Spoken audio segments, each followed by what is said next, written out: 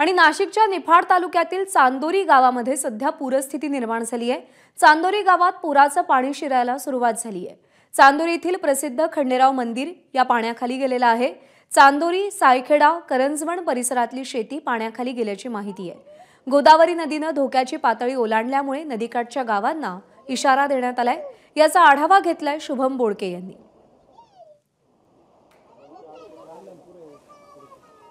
गेल्या 2 दिवसांपासून नाशिकमध्ये पावसाचा संततधार सुरू असल्याचं पाहायला मिळतंय। एकंदरीत नाशिकच्या निफाड तालुक्यातील चांदोरी गावामध्ये जी गोदावरी नदी पात्र आहे ते मोठ्या प्रमाणात दुथडी वाहताना पाहायला मिळते।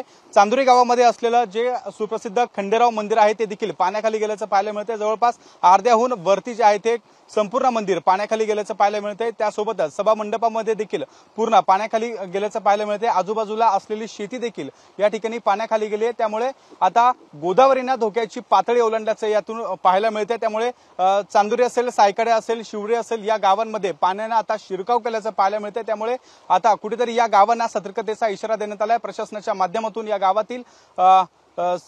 गावातील नागरिकांना नदीकाठी जाण्यास आता मज्जाव करण्यात येतोय। त्यामुळे अनेक ठिकाणचे रस्ते देखील बंद झाले।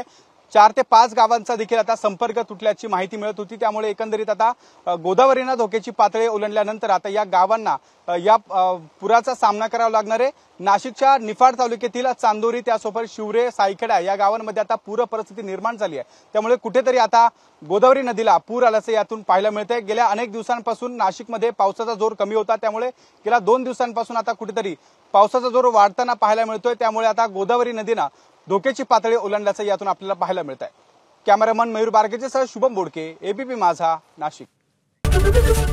एबीपी माझा, उघडा डोळे बघा नीट।